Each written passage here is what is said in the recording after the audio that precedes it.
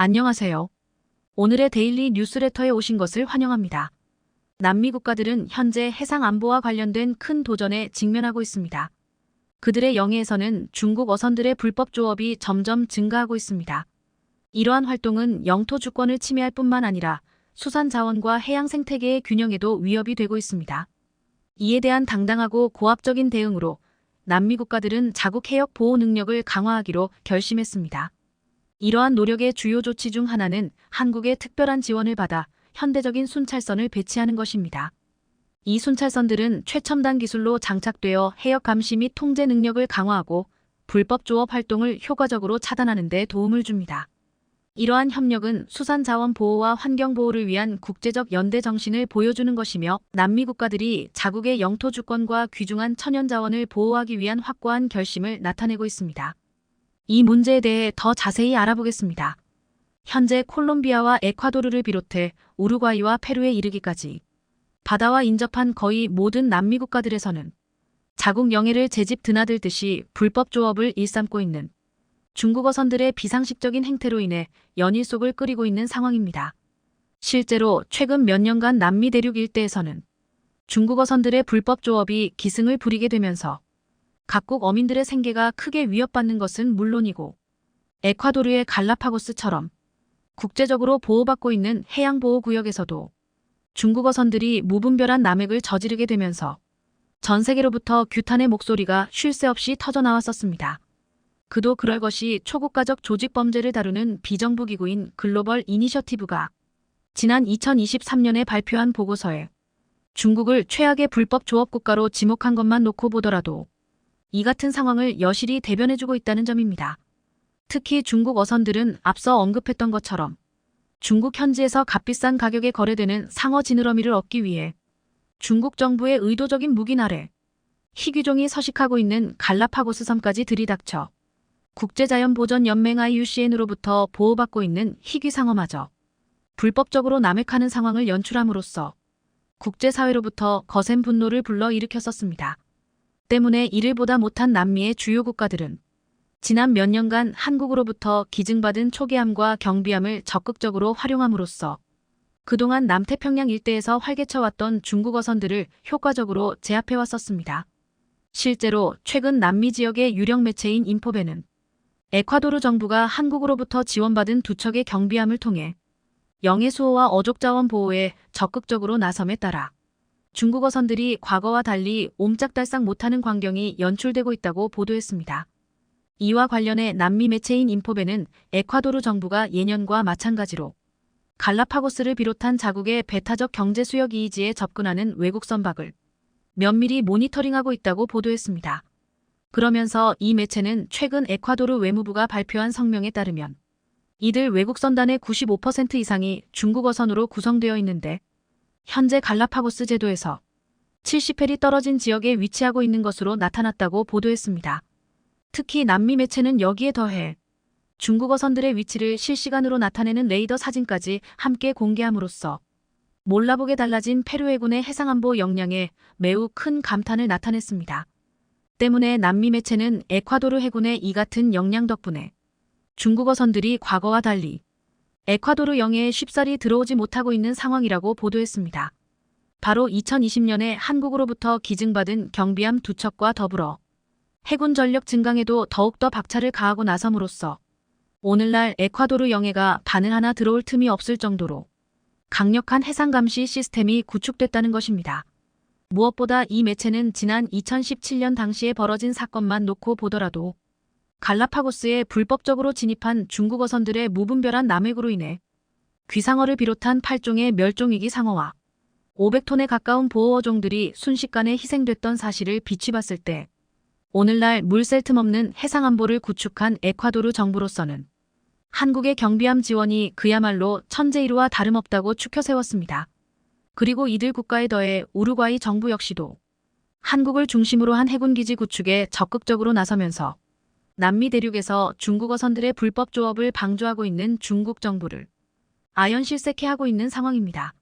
지난 16일 남미 지역의 유력 방산 매체인 GM은 흥미롭게도 한국으로부터 기증받은 고속정을 통해 중국에 대항할 해군기지를 구축하고 나섰다며 이를 대대적으로 보도했습니다. 이와 관련해 이 매체는 최근 우루과이 하원에 출석한 우루과이 국방부 장관이 매우 놀라운 사실을 밝혔다고 보도했습니다. 바로 우루과이 정부가 올해 초부터 한국과의 협상을 통해 한국으로부터 참수리급 고속정을 기증받기로 했다는 것입니다. 그러면서 이 매체는 우루과이가 한국으로부터 기증받게 될 참수리급 고속정은 1989년에 건조되어 지난해 12월까지 한국 해군에서 활약했다고 보도했습니다. 특히 남미 매체는 참수리함의 후속 모델인 윤영하급 고속정이 한국 해군에 계속해서 도입됨에 따라 비록 한국의 참수리급 고속정은 연거푸 퇴역하고 있는 상황이지만 남미 지역의 다른 그 어떤 고속정보다 뛰어난 성능을 자랑한다고 추켜 세웠습니다. 실제로 이 매체는 지난 1979년대 후반부터 한국의 대우조선해양과 한진중공업이 대간첩전을 상정해 두고 참수리함을 건조해왔던 만큼 참수리 고속정은 다른 함선에 비해 뛰어난 기동력과 전투력을 자랑해왔다고 보도했습니다. 바로 전장과 선폭이 각각 37m와 6.9m에 달하고 배수량 또한 170톤에 이르는 참수리 고속정은 40mm 보포스 단장포 1문과 20mm 발칸포 2문에 더해 중기관총 K6 이전까지 장착함으로써 효율적이고 강력한 전투력을 갖추고 있을 뿐만 아니라 기동속도 또한 2개의 디젤 엔진을 갖추고 있기 때문에 최대 30노트의 속도에 도달할 수 있다는 점에서 최근까지도 우루과이 영해에서 활개치고 있는 중국 어선들을 신속하게 제압할 수 있게 됐다는 것입니다. 그도 그럴 것이 남미 매체는 비단 우루과이뿐만 아니라 그동안 콜롬비아를 비롯해 페루와 에콰도르 정부 역시도 한국으로부터 기증받은 함선을 발판 삼아 자국영해에서 불법 조업을 일삼던 중국 어선들을 그야말로 일망타진해왔던 만큼 오랫동안 중국 어선들로부터 큰 피해를 입어왔던 우루과이 정부 또한 한국 해군의 고속정 기부를 국가적인 경사로 여기고 있다고 보도했습니다. 실제로 우루과이 매체인 몬테비데오 포르탈은 여느 남미 국가들과 마찬가지로 우루과이 또한 중국 어선들의 무분별한 불법 조업으로 인해 어족 자원이 씨가 마르고 있는 실정이라고 보도했습니다. 특히 지난 7일에도 우루과이 영해에서 불법 조업을 하던 중국 어선에서 11톤에 달하는 엄청난 양의 오징어가 발견된 사실만 놓고 보더라도 이를 여실히 증명해주고 있다는 것입니다. 그러면서 우루과이의 주요 매체들은 한국 해군의 이 같은 지원은 우루과이 정부에게 있어서 천군만마와 다름없다고 추켜 세웠습니다. 아니나 다를까 우루과이 유력 매체인 엘파이스는 자국 정부가 한국으로부터 고속정을 들여오는 것에서 한 발 더 나아가 아예 참수리 고속정을 중심으로 한 해군기지 구축에 발벗고 나섰다며 매우 큰 감탄을 터뜨렸습니다. 이와 관련해 우루과이 매체인 엘파이스는 향후 수준으로 우루과이 서부 지역에 위치한 프라이벤토스에 100명 이상의 병력을 수용할 수 있는 해군기지를 건설할 예정이라고 보도했습니다. 그리고 이 매체는 올 연말쯤에 우루과이에 당도하는 참수리급 고속정이 새로운 해군기지의 중심으로 자리 잡게 될 것이라고 보도했습니다. 이는 우루과이 정부가 한국으로부터 기부받은 참수리급 고속정에 더해 미국에서 도입한 세 척의 순찰선을 우루과이 해군의 새로운 주축 전략 자산으로 활용함으로써 오늘날 우루과이 해역에서 잇따르고 있는 중국 어선의 불법 조업을 일망타진하기로 했다는 것입니다. 실제로 우루과이 매체들은 우루과이에 기증되기 전까지 한국의 참수리급 고속정은 북한과 중국의 도발에 맞서 사상 최고의 계가를 올려왔다고 추켜 세웠습니다. 북한군의 불법적인 무력 도발만 놓고 보더라도 비록 북한군의 예상치 못한 기습 공격으로 인해 참수리함 한 척 357호정이 침몰하고 4명의 해군 장병이 안타깝게 유명을 달리했지만 또 다른 참수리함 358호정이 즉각 대응에 나섬에 따라 결국 도발을 감행한 북한군이 막대한 피해를 입고 패퇴하는 굴욕을 맛봤다고 보도했습니다. 뿐만 아니라 우루과이 매체들은 한국의 참수리급 고속정은 윤영하급 고속정이 도입되기 이전까지 북방한 개선의 내래에 출몰하는 중국 어선에 맞서 연일 사상 최대의 나포 성과를 올려왔다고 극찬했습니다. 때문에 우루과이 매체들은 한국의 참수리급 고속정이 불법 조업을 일삼는 중국 어선들은 물론이고 북한군의 기습 도발에서도 위력적인 대응을 펼쳐왔던 만큼 앞으로 우루과이의 해군 전력에도 엄청난 변화의 바람을 몰고 오게 될 것이라며 매우 큰 기대감을 나타냈습니다. 결국 우루과이 사회의 이 같은 환호는 신냉전이라는 전대미문의 위기와 중국 정부의 그릇된 행태로 인해 세계 각국이 각자 도생에 내몰릴 정도로 힘겨운 시기를 보내고 있을 때 앞서 가진 고난과 위기를 모범적으로 헤쳐나왔던 한국만큼은 이를 외면하지 않고 함께 지혜를 모아가는 역량을 발휘함으로써 전 세계로부터 크나큰 감동과 환호를 이끌어내고 있음을 여실히 증명해주고 있는 것입니다. 부디 한국과 협력을 구축한 우루과이 역시도 콜롬비아와 에콰도르를 비롯한 여느 남미 국가들처럼 오늘날 증대되고 있는 중국 어선들의 불법 행위에 맞서 효과적인 대응을 펼쳐나가길 바랍니다. 오래전부터 한국을 괴롭힌 중국 불법 어선. 그동안 어민들의 피해에도 불구하고 중국 정부의 간섭 때문에 해경이 적극적으로 방어에 나서기 어려웠던 것이 사실인데요. 더는 중국에게 휘둘리지 않겠다는 한국의 태도에 중국 정부는 당황하지 않을 수 없었다고 합니다. 강경하게 바뀐 한국의 태도와 오히려 한국 눈치를 보게 된 중국. 서해상에서 무슨 일이 벌어졌는지 지금부터 자세하게 설명해 드리겠습니다. 해양을 바라보던 남자는 무언가 반짝임을 느꼈습니다. 다급하게 주변 동료에게 반짝이는 빛을 알리며 위에다가 빠르게 보고하라는 메시지를 남겼죠. 빛이 느껴진 곳을 당겨보니 확실했습니다. 비상망이 울렸고 남자를 비롯한 선원들은 즉시 움직였습니다. 이번에 놓치면 다시 잡을 수 없다는 생각에 빠른 속도로 어선을 추격했습니다. 올해 5월 한국 해경이 포착한 중국 어선은 유유자적한 모습으로 불법 어업을 하고 있었습니다. 그러나 해경의 재빠른 포착과 추격에 당황한 나머지 미처 정리도 하지 못한 채 한국 해경의 손에 붙잡히고 말았습니다. 잠잠해지던 모습을 보이던 중국 어선은 최근 갑자기 저인망을 비롯 각종 도구를 챙기고 서해로 나와 각종 어류들을 낚는 모습을 보였습니다. 과거 중국 정부와의 협정으로 불법 어업 근절을 위해 협약을 맺었던 것을 잊기라도 한 듯 이들은 서해를 자신의 영토인 것처럼 간주버젓이 한국 해경이 있음에도 불구하고 불법 조업을 단행했습니다. 보다 못한 해경은 이들을 잡는 데 온 힘을 쏟았지만 중국과의 외교 관계 때문에 적극적인 제재가 불가능했습니다. 이들이 잡은 물고기를 뺏고 불법 무기들을 강제 회수하는 것이 해경이 할 수 있는 최대한의 조치였습니다. 불법으로 어업 활동을 하는 이들 어선을 단속하는 것이 한국의 적법한 활동임에도 불구하고 이를 건드리는 것에 중국 정부는 예민하게 반응했죠. 특히 중국인들을 함부로 건드린 것이 중국 정부를 분노하게 만들었습니다. 국민들이 한국인들 손에 잡혔다는 것이 중국 정부의 불만 요소였죠. 실제로 과거 한국 해경정이 중국 어선에 의해 침몰된 일이 있었는데요. 이때 당시에도 명백히 중국 어선의 잘못이 분명함에도 불구하고 중국 정부는 한국의 잘못이라고 규정하는 등 제19 감싸기에 나섰습니다. 당연히 이를 잘 알고 있는 중국 불법 조업선들은 자국 정부의 보호를 믿고 더욱 날뛰는 모습을 보였습니다. 이들이 주로 출몰하는 지역인 서해는 중국 어선들에게 황금 지역으로 다양한 어류를 포획할 수 있는 것은 물론 북한의 존재 때문에 몸을 숨길 수 있는 여력이 있습니다. 한국과 북한이 서해 수역을 분할해서 점유하고 있기에 만약 중국 어선이 불법 조업을 하다 한국 해경에 발각되더라도 북한 쪽으로 달아나면 한국에서는 손을 쓸 수 없습니다. 만약 해경이 북한 쪽으로 포격을 가하기라도 한다면 북한은 이를 공격이라고 간주 한국으로 포격을 가할 수도 있어 사소한 문제가 국제 문제로 비화될 수 있기 때문이죠. 최근에는 서해에서 조업하는 행위에 대해 불법이라는 인식도 없는 상황 서해를 중국 바다라고 생각하는 이들이 많아지면서 해경이 조업하는 것을 단속하려고 가까이 가면 오히려 이 행위에 대해 침략 행위라고 규정지으며 되레 비난하는 일이 잦아졌습니다. 기술의 발전도 중국인들의 불법 어업을 막지 못하게 만들었습니다. 최근 중국이 사용하고 있는 고속보트는 시속 90km에 달하는 물건으로 해양경찰이 운용하고 있는 선박에 비해 기동력에서 월등하기에 설사 발각되더라도 중국 쪽으로 쉽게 달아날 수 있습니다. 올해 5월 인천 옹진군 대청도 근방에서 불법 조업하던 중국 고속보트를 급습, 이를 체포해 내부 고속보트를 조사한 결과 실제 운용 시 최대 88.9kmh의 속도를 낼 수 있는 것으로 밝혀졌다. 해경이 보유한 고속단정의 최대 속도 70kmh를 가뿐히 뛰어넘는 수치입니다.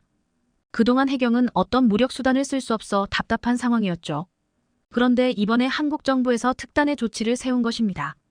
그동안 유명무실한 포격 조치를 강화하고 실제 불법 어선에 대해 포격을 강행, 필요하다면 무력 충돌도 현장에서 진행할 것을 주문한 것이죠.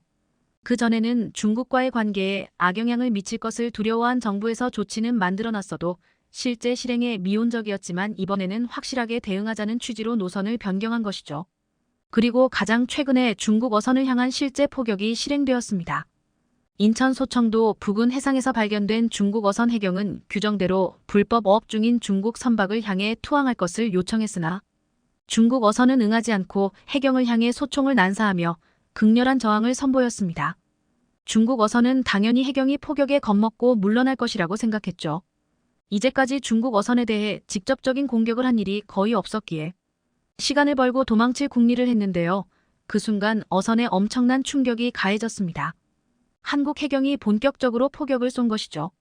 중국 어선 정중앙을 포격해 움직일 수 없게 만들 수 있었지만 일부러 빗맞추면서 중국 어선 무력화를 노린 것인데요. 이 포격 한 번에 중국 어선은 혼비백산했습니다.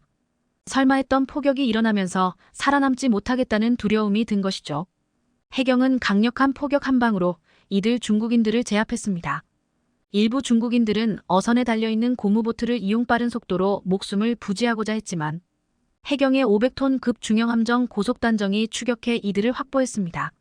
시원한 한 방을 보여주며 중국에게 본때를 보여준 것인데요. 중국 정부만을 믿고 뻔뻔한 태도로 조업하던 중국인들은 과격한 한국 정부의 대응에 충격을 받았습니다. 이번에 붙잡힌 중국 어민들 역시 북한이 아니라 한국에서 포격한 것에 얼이 빠져 있었죠.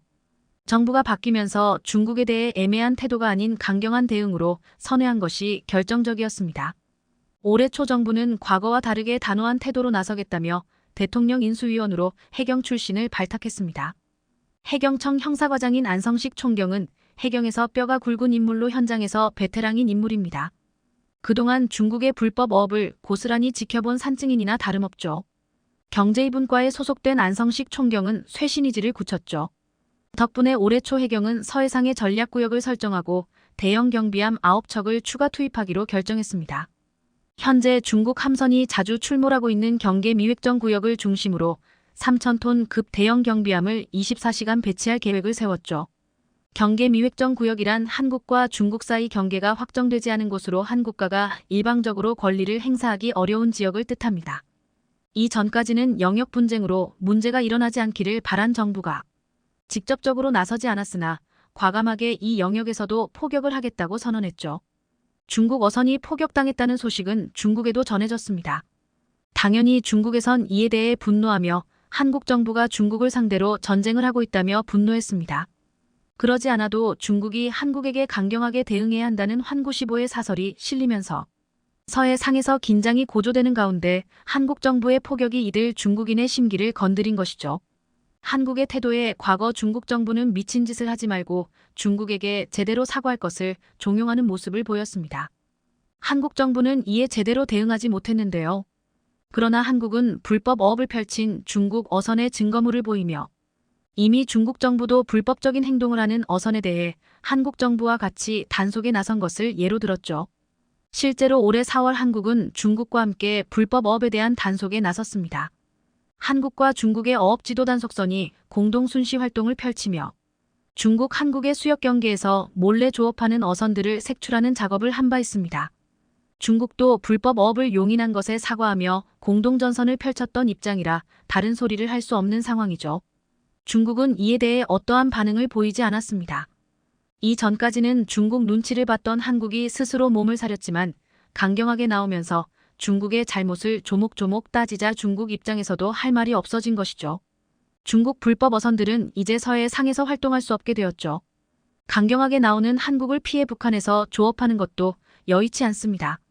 북한도 포격을 통해 중국 어선을 쏘는 일이 최근 일어났기 때문이죠. 그동안 우방이라고 생각해 북한에서는 중국 어선을 용인했으나 점점 서해상에서 과도하게 물고기를 잡아가는 중국 어선을 북한에서도 더는 용납하기 어려웠기 때문인데요. 그러지 않아도 물고기 숫자와 양이 줄어드는 가운데 중국은 오히려 더 물고기를 확보하려고 하는 이기적인 태도로 나왔죠. 백령도 근처에서 어업 활동을 하는 중국 어선을 향해 북한에서도 고속정을 출몰, 포격을 가했다는 소식이 들려오며 더는 서해 바다에서 중국 어선이 불법 영업을 하는 것은 불가능해졌죠. 중국에 휘둘리는 순간 많은 것을 포기해야 한다는 걸 깨달은 한국. 이번에야 비로소 어민들의 삶을 괴롭게 한 중국 어선을 퇴치해 서해 바다에 평화가 찾아오길 기원해 보겠습니다. 며칠 전인 2월 6일 필리핀 앞바다를 넘어온 중국 측 군함이 필리핀 해안경비대를 향해 초록색 불빛을 발사합니다. 정신없이 흔들리는 이 불빛은 강력한 레이저로서 주로 가까이 접근하는 드론을 무력화하기 위해 근접 방어용으로 달려있다고 알려져 있지만 사람의 눈을 향해 발사하는 경우엔 시력에 문제가 생길 수도 있는 위험한 장비입니다. 그런데 중국 해군은 필리핀 해역에서 필리핀 해안경비대를 향해 레이저를 가동했고 이에 필리핀은 해병들의 시력에 일시적으로 문제가 생겼다며 중국을 향해 강력한 항의를 했습니다. 이에 중국 외교부는 사건이 발생한 해역은 중국의 관할 구역으로 영해를 넘어온 필리핀 경비대에게 적법한 대응을 한 것이라고 반박했습니다.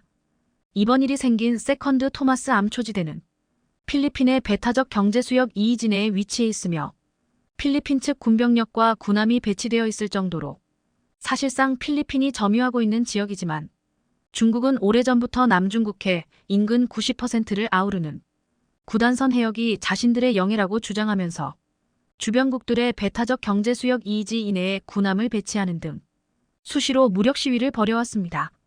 그런데 비록 레이저 장비이긴 하지만 군장비를 동원한 충돌이 발생한 것은 굉장히 드문 일인데요. 중국이 이렇게 무리하면서까지 필리핀과 마찰을 일으키는 이유가 있습니다. 얼마 전 필리핀 대통령은 니케이와의 인터뷰에서 자신들은 중국과 대만 갈등의 최전선에 있기에 대만의 유사 가능성을 항상 체감하고 있다고 밝히면서 필리핀 내 미군 주둔을 더욱 강화했기 때문입니다. 필리핀은 지정학적으로 중국을 제외하면 대만과 가장 가까운 지역이고 1만 개가 넘는 섬으로 이루어진 필리핀에서 대만과 가장 가까운 섬은 바나테스 섬으로 고작 100km 남짓 떨어져 있습니다. 1951년부터 미국과 상호방 위조약을 체결한 필리핀은 1992년 미군 주둔 협정이 종료된 이후에도 미국과 상호방위를 확대하는 협정을 체결했는데 이 배경엔 중국이 필리핀 해역 이내에 수십 개의 인공섬을 건설하면서 군사기지화하고 남중국해에서 영유권을 주장하는 빈도가 커졌기 때문입니다. 상황이 이렇다 보니 필리핀 정부는 자국 내 핵심 군사기지 4곳에 대한 사용권한을 미군에 양도하고 있으면서 자국의 해군력 확대에도 노력할 것이라는 입장을 내비쳤습니다. 이런 상황에 미 해군의 군함 프로그램에서 최고 사령관 직책을 맡고 있는 톰 앤더슨 중장은 극비리에 한국을 방문해 국방부 관계자들 방위사업청 관계자들과 함께 한국 내 조선소들을 둘러보는 일정을 가졌습니다. 앤더슨 중장은 한미 양국은 오랜 기간 유대 관계를 유지하고 있으며 방위산업 분야에서 협력은 계속해서 강화되었다는 뜻을 밝혔고 곧이어 한국의 3대 조선사인 현대중공업과 대우조선해양 그리고 한진중공업을 방문했습니다. 현재 전 세계 해운사와 에너지 기업들로부터 LNG 선박을 싹쓸이하고 있는 한국의 조선사들은 민간 상업용 선박 이외에도 해군 군함과 잠수함부터 여기에 탑재되는 어뢰와 음파 탐지 장비 등 다양한 군수물자를 생산하고 있습니다. 이런 이유들로 몇 년 전 한국의 조선사들이 회복불능의 적자와 자본 잠식 상태에 놓였을 때 한국 정부와 산업은행이 나서서 국민 세금을 투입하여 경영 정상화를 시도했던 이유 역시 국내 조선사들이 한국의 해군 군함과 잠수함부터 수많은 방위산업 기술을 가지고 있어 자주 국방의 핵심 역할을 하고 있기 때문입니다. 한국의 조선사들은 초계함과 연안 경비함부터 대형 호위함과 이지스 구축함, 그리고 수천 명을 수송할 수 있는 대형 상륙함까지 만드는 기술력을 확보해 세계 각국의 군함과 잠수함 등을 수출하고 있습니다. 이번에 미국 내 군함 건조를 총괄하며 최고 사령관 직책을 맡고 있는 앤더슨 중장이 한국을 방문한 이유가 한국산 특수목적 선박을 구매하기 위한 것이란 관측이 나오고 있습니다. 앤더슨 중장은 미 해군은 세계적 수준의 조선 능력을 추구하며 이에 가장 부합하는 것은 한국의 조선사들이라 밝혔고 한미 양국 상호 간 이익이 되길 바라며 후속 계약을 기대하겠다고 말한 만큼 한미 간 군함과 잠수함에 관련된 계약이 진행되었을 것으로 보이는 상황입니다. 세계 최고의 해군을 보유하고 있는 미국이기에 해군 군함과 선박의 기술력도 압도적인 수준이지만 이런 미 해군이 한국을 찾는 이유도 비슷합니다. 세계 최고의 조선 기술을 가지고 있는 데다 자체 생산에 오래 걸리는 미국 조선소와는 다르게 세계에서 가장 빠른 납기를 자랑하며 거기에 가격도 저렴한 한국의 조선소의 강점이 크기 때문입니다. 일각에선 미 해군이 필리핀 내 해군기지에서 사용할 군함을 한국으로부터 조달하려는 계획이라고 내다보고 있습니다. 이런 주장의 근거로 필리핀 해군이 현대중공업으로부터 도입한 호세 리잘급 호위함 2척이 2021년 인도되었고 2022년 6월엔 7천억 원 규모의 경비함 6척을 수주하는 성과를 냈기 때문입니다. 배수량 2,400톤의 길이는 94m에 육박하며 헬기와 드론 등 무인기까지 이착륙이 가능한 최신형 경비함을 수주했습니다. 원래 해당 경비함은 호주산으로 예정되어 있었지만 지난 2021년 인도된 호세 리잘급 호위함에 대단히 만족한 필리핀 당국이 현대중공업이 만든 한국산 경비함으로 노선을 변경했습니다. 이 밖에도 필리핀 측은 초계함마저 한국산으로 구매하고자 현대중공업과 계약 중인 상황으로 필리핀 바다를 지키는 핵심 군함들은 사실상 전부 한국산이 된다는 것입니다. 필리핀이 가장 신뢰하는 전투기인 FA-50부터 해군 군함까지 전부 한국산으로 도입되자 필리핀 내 군사기지를 할당받은 미국 역시 한국의 조선 기술을 관심있게 지켜볼 수밖에 없으며 필리핀에서 군사작전을 하기 위해서 한국산 군함이 어느 정도 수준인지 지켜보고 있는 상황입니다. 중국이 남중국해 영유권을 주장하며 필리핀과 마찰이 잦아지는 상황에 필리핀 군당국은 중국 견제를 강화하고 있습니다. 해안경비대는 자국 해역과 수자원을 보호하기 위해 군함을 추가로 배치하고 군용기를 통한 정찰 횟수를 늘리는 등 중국의 영해 침범을 좌시하지 않겠다는 의지를 드러내고 있습니다. 특히 중국은 필리핀에 배치된 한국산 군함과 전투기를 가장 경계하고 있습니다. 지난 2013년 당시 한국이 필리핀에게 FA-50 전투기 판매를 검토하자 중국은 외교 채널을 통해 한국 정부에게 필리핀은 중국과 남중국해에서 영유권 분쟁을 겪고 있어 한국산 군장비가 분쟁 지역에서 활약하는 것을 원치 않는다는 의도로 한국산 FA-50의 필리핀 수출을 하지 말아달라고 요청한 사실이 있습니다. 이에 당시 우리 측 관계자는 중국과도 경제적으로 협력적인 관계를 맺고 있지만 한국의 방위산업 수출은 국익에 직결되는 문제이면서 동시에 세계시장에서 한국의 기술력을 보여줄 수 있는 중대한 사안으로 방위산업 분야에서 중국의 간섭을 받을 수 없다는 뜻을 설명했습니다. 이 당시 수출된 FA-50 물량은 12대이며 한국의 FA-50이 필리핀에서 대활약을 하자 필리핀 당국은 FA-50 12대를 추가로 도입하겠다며 문의한 상태로 관련 협상이 진행 중인 것으로 알려졌습니다. 알게 모르게 한국산 방산 장비를 많이 도입한 필리핀은 중국과의 분쟁 최전선에 한국의 전투기와 군함을 배치할 정도로 한국산 방산 장비에 대한 신뢰도를 가지고 있으며 자신들이 10년 전부터 한국산 장비를 믿고 구매해왔는데 최근 유럽과 중동에서 한국 방산 장비가 불티나게 팔리자 한국산 장비를 결정한 자신들의 선택이 들리지 않았다며 굉장히 만족해하고 있는 상황입니다. 여기에 한국이 개발 중인 차세대 스텔스 전투기인 KF-21의 도입도 눈여겨보고 있는 상황입니다. 필리핀 공군 대변인은 자국 언론사인 필리핀 뉴스통신과의 인터뷰에서 필리핀 공군은 자국 상공을 수호할 차세대 전투기를 찾고 있으며 도입 물량은 최소 12대로 확보할 것이라고 알렸습니다.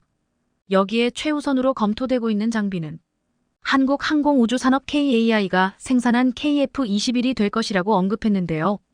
FA-50과 군함 도입 사업에서 쌓인 신뢰로 한국산 장비에 대해 긍정적인 이미지가 생겼으며 KF-21의 경우 4.5세대급 성능을 갖추고 있어 가장 큰 상대국인 중국과 대등하게 겨룰 수 있는 데다 가장 중요한 5세대로의 업그레이드 역시 가능하기에 스텔스 성능 또한 무리 없이 갖출 수 있다는 것입니다.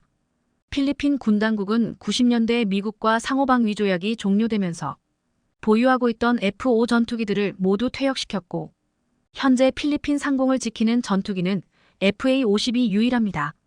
현재 KF-21 보라매가 수차례 시험 비행에 성공하면서 초음 속의 벽도 뚫어버리자 필리핀 입장에선 저평가된 한국산 방산 장비를 안정적으로 확보하려는 욕심이 생길 수밖에 없습니다. 필리핀 공군 대변인의 발언에 따르면 KF-21 보라매의 2200회가량의 시험 비행이 끝나게 되는 2026년에 도입 계약을 진행하고 2027년과 2029년 내로 KF-21을 넘겨받는다는 계획입니다. 이번 필리핀의 다목적 전투기 도입 사업이 KF-21로 성사되면 한국 입장에서 상당히 긍정적인 부분이 있습니다.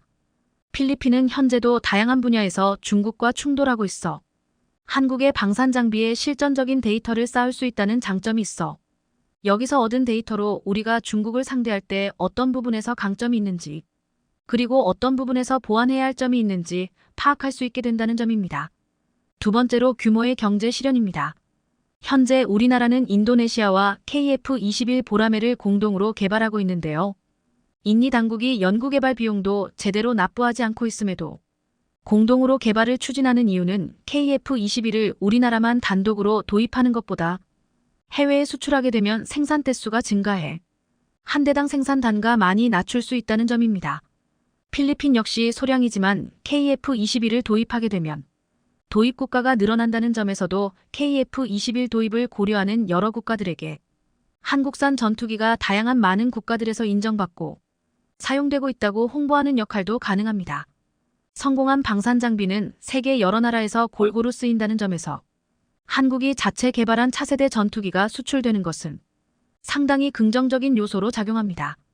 최근 세계 각지에서 한국의 방산 장비가 인정받는 상황에 현재 우리 KF-21 전투기가 각종 테스트에서 합격점을 받고 있어 한국형 차세대 전투기 사업은 이제 정상 궤도에 올라섰다 평가되고 있는데요. 특히 우리나라 최초의 국산 전투기라는 점에서 더욱 큰 의미를 가지고 있습니다. 오는 2026년 실전 배치를 위해 KF-21 전투기의 비행 성능 시험은 거의 매일 이루어지고 있으며 초기 계획대로 모든 테스트에서 순항하면 KF-21은 2026년부터 우리 하늘을 지키게 됩니다. 현재 KF-21 전투기는 초음속 비행까지 완벽하게 성공하면서 안전성을 확보했다고 볼 수 있는데요. 그래서 이제는 KF-21에서 가장 주목되는 부분은 바로 KF-21 전투기의 국산 무장체계 능력입니다. 기존 공군 주력 전투기였던 F4와 F5 등은 미제 무장을 사용했으나 KF-21부터는 국내 기술로 만든 무장을 탑재하게 됩니다. 그리고 KF-21은 무장 확장성을 고려해 유럽과 미국 무장 운용이 가능하도록 설계되었습니다.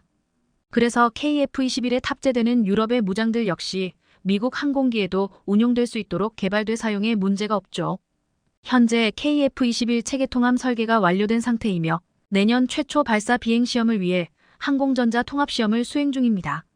이를 위해 우리 KF-21 전투기는 AESA 레이더와 다양한 항전 장비의 운용 시험을 거쳐 본격적인 항공무장 개발에 돌입하고 있습니다.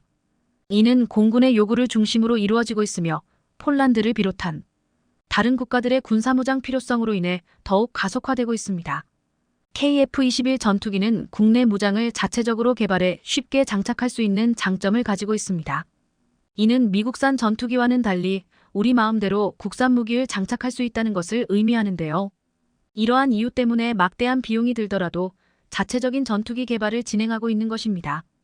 KF-X 개발 사업 발표 초기에 극심한 반대에도 불구하고 이러한 단점을 극복하고자 진행된 것인데요.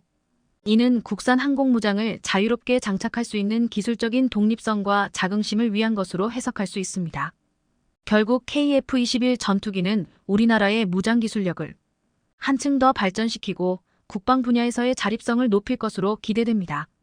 한 방산업체 관계자는 단계적으로 무장 능력을 확장해 나가는 계획을 수립해 일정 차질 없이 개발할 수 있을 것으로 예상하며 KF-21의 블록 1단계에서부터는 ASM 등 향후 추가될 무장 통합을 고려해 개발이 진행되고 있다고 밝혔습니다.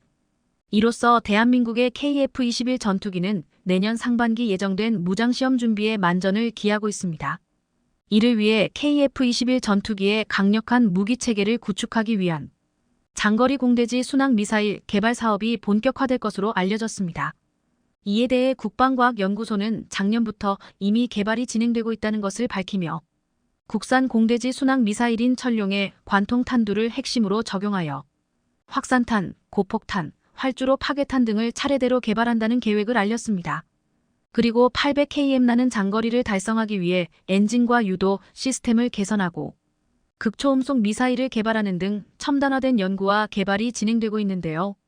여기서 주목할 점은 이 미사일이 극초음속으로 개발될 거라는 계획입니다. 빠른 속도를 바탕으로 관통 폭발력과 정확도가 높은 공대지 미사일까지 갖춘다면 KF-21의 상품 가치는 더욱 치솟을 거라 예상됩니다. 이는 적 전투기를 먼저 보고 먼저 쓸 뿐 아니라 800km 밖 지상지하 목표물을 정밀 타격할 수 있다면 가히 무적이기 때문입니다. 무장 개발 사업은 KF-21 전투기의 전투 역량을 대폭 향상시켜줄 것으로 기대되며 대한민국의 군사력을 한층 높여줄 것입니다. 이를 통해 우리는 앞으로 더욱 안전하고 안정적인 국방력을 유지할 수 있을 것입니다. 한편 일각에서 KF-21 전투기의 무장개발 사업은 공동 개발이 될 가능성을 언급하고 있으며 그 국가는 UAE라고 밝혔는데요. 현지 소식통들은 UAE 측이 한국의 무기 사업에 참여하고 싶다는 의사를 공개적으로 밝혔다고 전했습니다. 지난달 21일 이종석 국방부 장관과 무함마드 아흐메드 알 보아르디 UAE 국방특임 장관은 아부다비의 UAE 국방부에서 회의를 열어 지난해 양국 국방과 방산 협력 성과를 평가하고 올해 추진할 과제에 대해 합의했습니다. 여기서 주목해야 할 만한 점은 UAE와 무기 공동 연구 및 생산, 개발을 논의한다는 점인데요.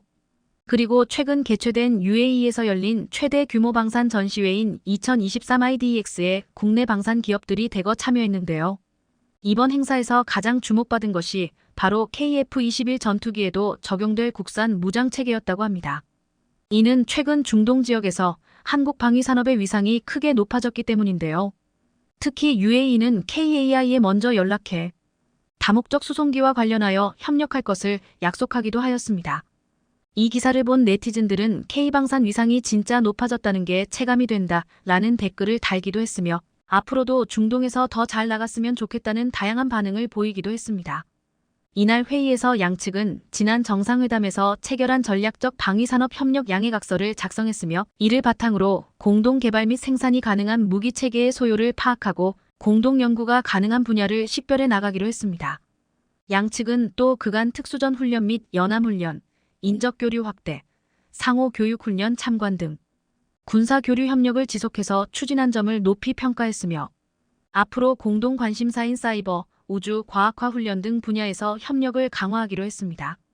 또한 무인기와 드론 탐지 레이더 기술 문제에서도 서로 의견을 교환했고 첨단 군사기술 연구개발 분야에선 방산협력 증진 협정 체결을 위한 구체적인 실무 협의를 지속하기로 했습니다. 이외에도 양측은 다양한 의제들을 논의했는데요.